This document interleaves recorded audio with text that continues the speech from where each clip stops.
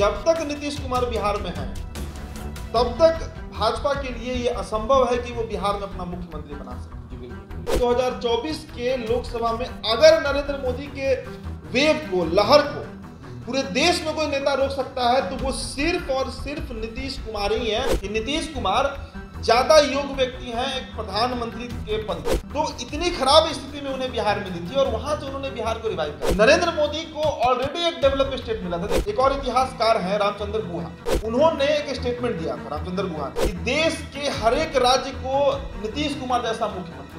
अब देखिए, ऐसा नहीं है कि नीतीश कुमार ही इकलौते सीएम है, लेकिन नीतीश कुमार का एक्सेप्टेंस तमिलनाडु तक भी है और उत्तराखंड से लेकर कश्मीर तक भी। हो सकता है नीतीश कुमार बिहार रह जाते हैं और अगर भाजपा से खिलाफ होकर लड़ते हैं, किसी गठबंधन में जाते हैं, तो अभी 40 में 39 सीट जो बीजेपी के पास है वो सीधा 20 से 25 तक पहुंच जाए। वो जानता है कि मोदी से ज्यादा बड़ा नेता है, ज्यादा एक्सपीरियंस है मेरे पास और ज्यादा काम भी हम कर सकते हैं। बिहार में करके दिखाया भी उन्होंने। नमस्कार, द इंडिया टॉप देख रहे हैं आप और मेरा नाम शशांक पांडे है। मेरे बगल में उदित आर्यन बैठे हुए हैं। बहुत दिन बाद हम लोग एक बड़े मुद्दे पर बात करने के लिए बैठे हैं।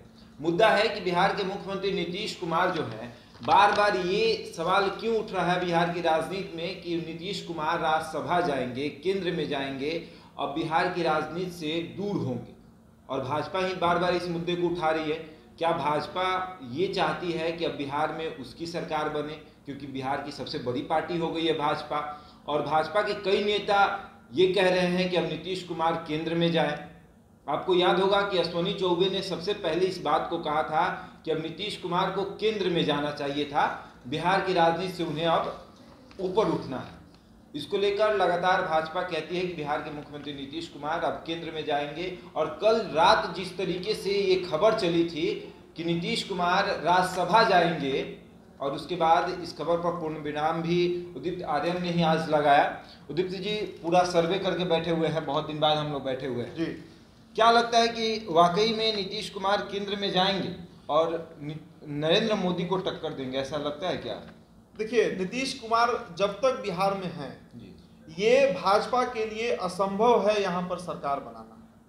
बीजेपी के कई लीडर्स हैं, उनका नाम मैं नहीं ले सकता हूँ, कुछ एक दो विधायक भी हैं, उसमें प्रवक्ता हैं, जो इस बात को ऑफ कैमरा एडमिट करते हैं कि नीतीश कुमार ना सिर्फ उनके सबसे बड़े कॉम्पिटिटर हैं, बल्कि स्थिति ऐसी है कि जब तक नीतीश कुमार बिहार में हैं, तब तक भाजपा के लिए ये असंभव है कि वो बिहार में अपना मुख्यमंत्री बना सके। जी बिल्कुल बिल्कुल, प्रयास तो कर ही रही है बीजेपी जी।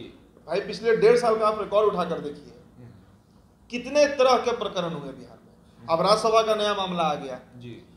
तो एक बात ये तय है कि बीजेपी चाहती है नीतीश कुमार का बिहार से विदाई करना, क्योंकि इनके बाद कोई वो लीडर नहीं है जेडीयू में जो बीजेपी के वेव को रोक सके बिहार में।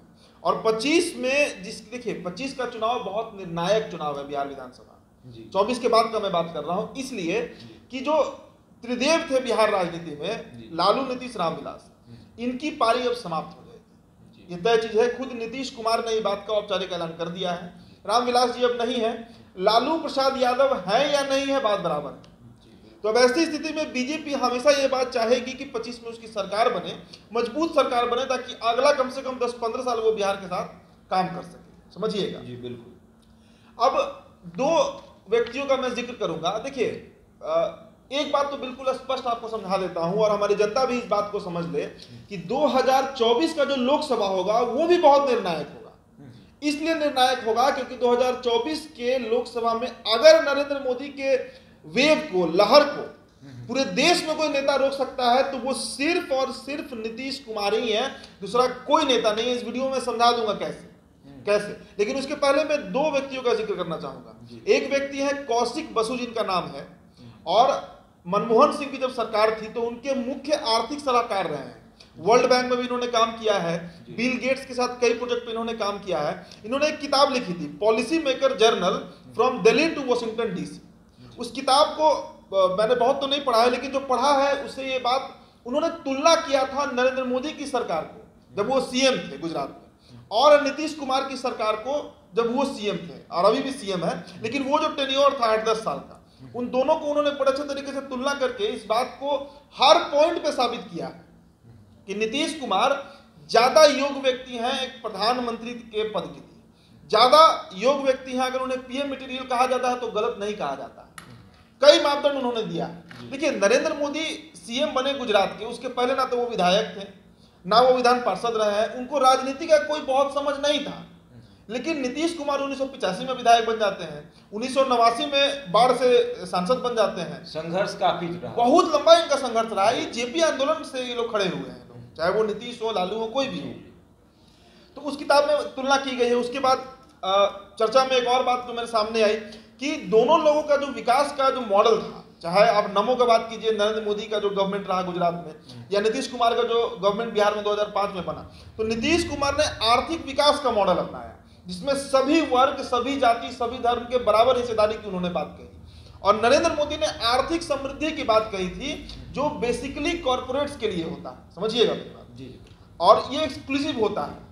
दूसरी चीज उस पुस्तक में आपको ये भी मिलेगी, वो जो किताब है policy maker journal from Delhi to Washington DC, जिसमें कौशिक बसु ने ये बात समझाया है कि 2005 में जिस स्थिति में बिहार मिला था नीतीश कुमार को, 2005 में बिहार में, देखिए ये बात कौशिक बसु कहे या नहीं कहे, हम आप जानते हैं, हर एक बिहारी जानता है कि बिहार में एक सड़क तक नहीं था। स्थिति इतनी खराब थी कि मैं अपने गृह जिला बक्सर पहुंचने में 6 से 7 घंटे का समय लेता था, अगर मैं बाई रोड जा रहा था, बस से जाऊं, गाड़ी से जाऊं, कैसे भी जाऊं, 6 से 7 घंटा जो है 2 से 2.5 घंटा पे हो गया। सहरसा पहुंचने में 14 से 15 घंटा का समय लगता था, जो अब 6 से 7 घंटे में पहुंच जाते हैं, 250 किलोमीटर है तब भी। तो इतनी खराब स्थिति में उन्हें बिहार मिली थी, और वहां से उन्होंने बिहार को रिवाइव कराया। नरेंद्र मोदी को ऑलरेडी एक डेवलप स्टेट मिला था। देखिए, गुजरात का आप हिस्ट्री देखिए, हजारों साल का इतिहास उसका देख लीजिए, वो बंदरगाह है, पोर्ट रहा है, जिस कारण वहां पे हमेशा जो कारोबार है, ट्रेड का सेंटर रहा है। आज भी हीरा कारोबार सबसे ज्यादा वही मिलते हैं, बड़े बड़े कॉर्पोरेट वही मिलते हैं। ऐसा नहीं है कि नरेंद्र मोदी के आने के बाद ये सब काम हुआ, नहीं, नरेंद्र मोदी के पहले से भी ये काम वहां हो रहा था। तो Gujarat was already a develop state, Modi ने उसमें कुछ ऐड किया, और मोदी मेगा प्रोजेक्ट्स पे काम कर पाए, क्योंकि वहां पे सड़क उनको नहीं बनवाना था, वहां पर उनको बिजली नहीं पहुंचवाना था, वो सब हो चुका था गुजरात में उनके आने के पहले से रास्ते खुले हुए थे, बिल्कुल, बस दिखाना था कि इस रास्तों पर चलना है, सड़क पे। तो बड़ा बड़ा वहां आपको मॉल्स बना, बड़ा बड़ा सब चीज वहां, बड़ा मेगा प्रोजेक्ट आया, नर्मदा का, मतलब टोटल आप उनका प्रोजेक्ट उठाकर देख लीजिए। उन्होंने बस ऊपर से पॉलिश किया, लेकिन नीतीश कुमार को मिट्टी खोद कर, वहां पर एक नया बीज रोप कर, और उस पेड़ पे पानी, दूध देकर, खाद देकर, फर्टिलाइजर देकर उसको खड़ा करना था बिहार में। वहां से नीतीश कुमार ने काम किया। तो ये तुलनात्मक अध्ययन किया गया है उस किताब में, जिससे बार बार ये बात। और देखिए, एक बात और आपको बताते हैं, एक और इतिहासकार हैं रामचंद्र गुहा, लगभग इतिहास के जितने छात्र हैं वो उनको जानते होंगे।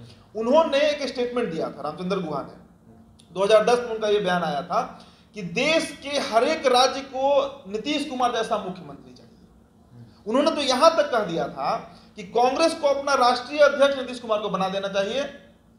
यहां तक उन्होंने कहा था, ये स्टेटमेंट का बाद में आया, 15-16 में आया, जब कांग्रेस अपने सबसे बुरे दौर से गुजर रहा था, कि अगर कांग्रेस रिवाइवल चाहता है, देश में वापस सत्ता में आना चाहता है, तो उसे अपना राष्ट्रीय अध्यक्ष नीतीश कुमार को बना देना चाहिए।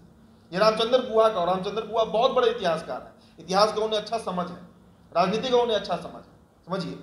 तो ये बात दोनों लोगों का रेफरेंस इसलिए दे रहा हूं ताकि ये बात पब्लिक समझ सके, जनता समझ सके कि 24 में अगर कोई कॉम्पिटिटर हो सकता है नरेंद्र मोदी का, तो वो सिर्फ और सिर्फ एक व्यक्ति है, वो है नीतीश कुमार। अब देखिए, ऐसा नहीं है कि नीतीश कुमार ही इकलौते सीएम है देश में। देश के कुल 31 राज्य और संघ शासित जो प्रदेश हैं, यानी जो यूनियन टेरिटरीज हैं, वहां पर सीएम होते हैं 31। जिन 31 में 18 जगहों पर अभी भाजपा के सीएम है, बचा आंकड़ा 13 में अगर हम बिहार को हटा देते हैं तो 12 का आंकड़ा बचता है। देखिए, अब इन 12 का मैंने जो डिटेल निकाला है, अब इसमें कास्ट फैक्टर भी काम कर रहा है, जाति भी काम कर रहा है। कैसे? हर मन से तो नहीं, लेकिन अमूमन से बहुत जगह पर नरेंद्र मोदी ने यह बात कहा है कि मैं पिछड़ा का बेटा हूं, मुझे कांग्रेस जो है वो पीछे इसलिए खींचना चाहती है, वो ब्राह्मणों की पार्टी है। इस तरह के बात उठे हैं, कई मंच पर उठे हैं, कई बार उठे। अब देखिए, नीतीश कुमार ब्राह्मण नहीं है, नीतीश कुमार एक ओबीसी है, कुर्मी जाति से आते हैं। 12 राज्यों का पहले आपके सामने मैं आंकड़ा रख देता हूं, हमारे दर्शक स्क्रीन पर अब देख रहे होंगे कि देखिए, आंध्र प्रदेश से हम शुरू करते हैं, और आंध्र प्रदेश में वाईएस जगन मोहन रेड्डी हैं, वाईएसआर कांग्रेस पार्टी से मुख्यमंत्री हैं, और ये क्रिश्चियन है, इनके माता पिता क्रिश्चियन रहे हैं। जी बिल्कुल। छत्तीसगढ़ की बात करें तो भूपेश बाघेल है, कांग्रेस की सरकार है वहां पर, और वो कुर्मी क्षत्रिय है, यानी वो भी कुर्मी है। दिल्ली में अगर हम देखें तो अरविंद केजरीवाल मारवाड़ी है, वहां जनरल कैटेगरी में आते हैं। आपसे हैं। झारखंड में हेमंत सोरेन आदिवासी हैं, झारखंड मुक्ति मोर्चा से। जम्मू कश्मीर में अभी कोई सीएम नहीं है, वैकेंट पड़ा हुआ है। केरला में विजयन है जो कि सीपीआईएम से है, तो सीपीआई को तो एक्सेप्टेंस मिलने से रहा केंद्र में। बिल्कुल नहीं। महाराष्ट्र में चले आइए, उद्धव ठाकरे हैं, शिवसेना, कायस्थ हैं, लालाजी जिनको कहते हैं। उड़ीसा में चले आइए, नवीन पटनायक, कायस्थ हैं, जिन्हें लालाजी कहते हैं। पुडुचेरी में नदेशन रंगास्वामी हैं, इन्हें शायद ही कोई नाम भी इनका सुना होगा। उसके बाद पंजाब में भगवत मान है, भगवत मान तो पपेट सीएम है, पीएम का तो सोचना ही बेकार है। राजस्थान में अशोक गहलोत है जो कि राजपूत है, कांग्रेस से हैं। तेलंगाना में के चंद्रशेखर राव हैं जो कि वेलमा जाति से आते हैं। वेलमा दक्षिण भारत की एक जाति है जिन्हें राजपूत कैटेगरी में रखा गया है, जनरल में आता है। पश्चिम बंगाल की बात कीजिए तो ममता बनर्जी हैं और ब्राह्मण हैं। तो पूरे भारत की अगर हम आंकड़ों पर नजर डाल रहे हैं किसान, तो अधिकतर इसमें आपको फॉरवर्ड दिख रहे हैं लोग जो सवर्ण कहलाते हैं, ब्राह्मण हैं, राजपूत हैं, कायस्थ हैं, आंकड़ा तो वही है। बाकी हेमंत सोरेन आदिवासी हैं, विजयन जो केरला में है उनके नाम पे इसलिए सहमति नहीं भरी जाएगी क्योंकि वो लेफ्ट से आते हैं, सीपीआई मार्क्सिस्ट से हैं, कोई खड़ा भी नहीं होगा, कोई उनको नहीं, उनके स्टैंड नहीं लेने वाला। ममता बनर्जी चाहती है कि उनको लीड मिले, लेकिन ममता बनर्जी के साथ कई तरह के आरोप अब जुड़ गए हैं। पहला तो आरोप उनके ऊपर हिंसा का है। बंगाल में हर महीने बड़ी हिंसा एक न एक हो ही जाती है, बहुत बड़ी बड़ी हिंसा हुई है बंगाल में, जो बिहार में नहीं हुई है। नीतीश कुमार कंट्रोल में रखे उसको। करप्शन का चार्ज है बहुत ज्यादा ममता बनर्जी के ऊपर, और जो सबसे बड़ा उनके साथ ड्रॉबैक है वो है कि वो ब्राह्मण है, जिस पर बीजेपी कभी भी खेल सकती है, क्योंकि बीजेपी के पास अभी एक ओबीसी है जो प्रधानमंत्री बना हुआ है। तो इन सभी चेहरों पर अगर हम नजर डालें और सिर्फ एक ही चेहरा दिखता है हमें, वो है नीतीश कुमार, जिनके बारे में पिछले महीने 8 तारीख को एक नेशनल चैनल को इंटरव्यू देते समय नरेंद्र मोदी ने यहां तक कहा था कि कर्पूरी ठाकुर और जयप्रकाश और जॉर्ज फर्नांडिस के समाजवादी राजनीति का कोई अंतिम व्यक्ति जो खड़ा होकर राजनीति कर रहा है तो वो नीतीश कुमार है। ये बात खुद नरेंद्र मोदी ने कहा है। इसका मतलब है कि 24, एक बात और है कि ये जो तमाम मैं नाम ले रहा हूं, चाहे वो भूपेश बघेल हो कांग्रेस के या अशोक गहलोत हो राजस्थान में कांग्रेस के, ये सभी के सभी लोग अगर किसी एक चेहरा पर हामी भरेंगे तो वो एक चेहरा है नीतीश कुमार। इसके अलावा कोई दूसरा चेहरा भारत में अभी नहीं दिख रहा है, क्योंकि देखिए समाजवादी राजनीति अभी अपने सबसे पतन की ओर है। अगर 2-3 नामों को हम हटा ले, हाँ एक नाम को हम भूल गए, तमिलनाडु में स्टालिन है जो गैर भाजपाई है और द्रविडियन पॉलिटिक्स करते हैं स्टालिन, लेकिन स्टालिन जो है वो क्षेत्रीय नेता है और स्टालिन का एक्सेप्टेंस तमिलनाडु के बाहर कर्नाटक में भी नहीं है, केरला में भी नहीं है। लेकिन नीतीश कुमार का एक्सेप्टेंस तमिलनाडु तक भी है और उत्तराखंड से लेकर कश्मीर तक भी हो सकता है, क्योंकि वो ओबीसी हैं और उनके नाम पर तमाम जो ओबीसी जाति के लोग हैं, जो वोटर्स हैं, बड़े वोटर से वो जुड़ सकते हैं।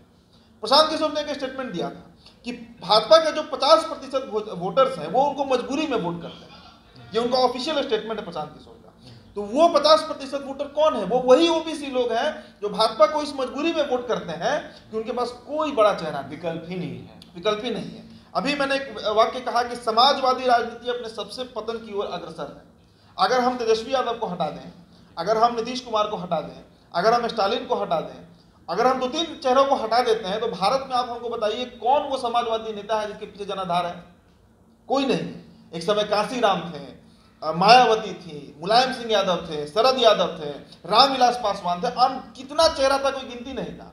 आज 2014 के बाद से आप आंकड़ों पर नजर डालिए तो सभी जगह पर सवर्ण जो है वो धीरे धीरे बढ़ते जा रहे हैं। इसमें अगर कोई, मैं बार बार एक स्टेटमेंट दे रहा हूं कि इसमें अगर कोई एक नेता जो कंपीट कर सकता है 2024 का लोकसभा चुनाव और जिसके पीछे तमाम दल, चाहे वो कांग्रेस हो, चाहे वो कोई पार्टी, मैंने 12 लोगों का जो नाम गिनवाया इसमें 2 लोग कांग्रेस के हैं, बाकी सभी अलग अलग पार्टियों से हैं। 2 लोग आप से हैं, भगवत मान और अरविंद केजरीवाल। इसके अलावा कोई बीजू जनता दल से नवीन पटनायक है, शिवसेना से उद्धव ठाकरे हैं। ये तमाम लोग नीतीश कुमार के साथ जुड़ सकते हैं क्योंकि उनके साथ सभी फैक्टर काम कर रहे हैं। ना तो उनके ऊपर करप्शन का चार्ज है, बिहार का विकास उन्होंने दिखाया दुनिया को, बिल गेट्स उनका तारीफ करके गए, रामचंद्र गुहा जैसे इतिहासकार उनके बारे में ये बात कहते हैं, कौशिक बसु जैसे बड़े अर्थशास्त्री, देश का सबसे बड़ा अर्थशास्त्री तो नहीं लेकिन टॉप 5 अर्थशास्त्री में उनका नाम आता है, उन्होंने नीतीश कुमार की पॉलिसी की जमकर तारीफ की। उनका जो विकास मॉडल रहा है, आर्थिक विकास का जो जिक्र करते हैं बार बार, तो इन सभी पहलुओं पर बीजेपी की पैनी नजर रहती है। बीजेपी का देखिए, बीजेपी के पास थिंक टैंक बहुत मजबूत है, उनको पता है कि नीतीश कुमार का टोटल सर्वे कैसे किया जा सकता है, उन्होंने किया भी है और उनको इस बात का डर है कि अगर 24 के लोकसभा चुनाव में नीतीश कुमार बिहार रह जाते हैं और अगर भाजपा से खिलाफ होकर लड़ते हैं, किसी गठबंधन में जाते हैं, तो अभी 40 में 39 सीट जो बीजेपी के पास है वो सीधा 20 से 25 पर पहुंच जाएगी और ये बहुत बड़ा नुकसान हो जाएगा बीजेपी को, बहुत बड़ा नुकसान। यही कारण है कि बार बार कभी राज्यसभा, कभी पीएम मटेरियल, कभी कुछ, कभी विशेष राज्य, कभी जातीय जनगणना और तमाम तरह के मुद्दे जो हैं शशांक वो उठते रहते हैं और बीजेपी के लोग ही उठाते हैं। नीतीश कुमार ने तो आज स्पष्ट कर दिया, आज की सभी अखबारों में छपी है, मैंने भी सुबह यह खबर किया कि उन्होंने कहा कि मेरी कोई इच्छा नहीं है राज्यसभा जाने की। लेकिन इस जवाब में भी उन्होंने एक सवाल छोड़ दिया। सवाल यह है कि क्या अगर बीजेपी चाहेगी तब वो जाएंगे? अच्छा, राज्यसभा जाएंगे तो उनका औहदा बढ़ेगा या कम होगा, पहले ये आप बताइए। मोदी के अंडर आ जाएंगे, बिल्कुल नरेंद्र मोदी के अंडर। वो अगर मंत्री भी बन जाते हैं, उन्हें गृह मंत्री भी बना दिया जाता है, फिर भी मोदी के अंडर आ जाएंगे और वो नीतीश कुमार पसंद नहीं करेंगे। नीतीश कुमार बिल्कुल पसंद नहीं करेंगे। करना होता तो वो 14 में ही कॉम्प्रोमाइज कर गए होते ना। बिल्कुल। सुशील मोदी का एक इंटरव्यू है 2 घंटे 17 मिनट का, ललन टॉप पे वो इंटरव्यू है। अब देखिए उस इंटरव्यू में सुशील मोदी ने साफ कहा है कि नरेंद्र मोदी को पीएम प्रोजेक्ट करने के 6 महीने पहले उन्होंने एलके आडवाणी को ये बात कह दिया था, राजनाथ सिंह से मिलकर नीतीश कुमार ने कहा था कि अगर आप इस व्यक्ति के साथ जाइएगा तो मैं रेजिग्नेशन दे दूंगा, और उस व्यक्ति ने दे भी दिया। कॉम्प्रोमाइज करना होता नीतीश कुमार को तो वो 14 में ही कॉम्प्रोमाइज कर गए होते, वो 13 में ही कॉम्प्रोमाइज कर गए होते और अपने पार्टी से 2-3 मंत्री बनवा दिए होते केंद्र। लेकिन उस व्यक्ति ने कॉम्प्रोमाइज नहीं किया क्योंकि उसको अपना कैलिबर पता है। वो जानता है कि मोदी से ज्यादा बड़ा नेता है हम, ज्यादा एक्सपीरियंस है मेरे पास और ज्यादा काम भी हम कर सकते हैं। बिहार में करके दिखाया भी उन्होंने। बिहार में आज बहुत तरह का ड्रॉबैक है, शिक्षा का बदहाली है, स्वास्थ्य की बदहाली है, सब चीज है। लेकिन 2005 से आप तुलना करके देख लीजिए कि एक व्यक्ति 16 साल में बिहार को कहां से कहां लेकर पहुंच गया। तो बस यही पूरा गुणागणित है जिस पर राजनीति हो रही है। अब नीतीश कुमार का पेशेंस कैसा है, कितना वो इस बात को हजम कर पाते हैं, क्या करते हैं आने वाले, क्योंकि 1.5 साल ही बचा है, ज्यादा 2 साल मान लीजिए, 22 चल रहा है, 24 में इस समय तक चुनाव हो चुका होगा, लोकसभा मई में रिजल्ट आता है। लेकिन 1.5 साल इसलिए मैं बोल रहा हूँ कि 1.5 साल में सारी राजनीति क्लियर हो चुकी होगी। हाँ, 1.5 साल में क्लियर, आधा जो बचा रहेगा, बिल्कुल महीना वो बिल्कुल। चलिए, तो आपने समझ लिया कि नीतीश कुमार जो है वो पीएम मटेरियल हैं तो कैसे हैं, और अगर नरेंद्र मोदी को कोई खुला चैलेंज दे सकता है तो वो बिहार के मुख्यमंत्री नीतीश कुमार ही होंगे, क्योंकि इनके पीछे गैर भाजपाई जहां भी सीएम वो उनको सपोर्ट करेंगे और किसी को भी सपोर्ट नहीं करेंगे। तो ऐसे ही तमाम खबरों के लिए जुड़ रहे हैं हमारे साथ और देखते रहें द इंडिया टॉक। धन्यवाद।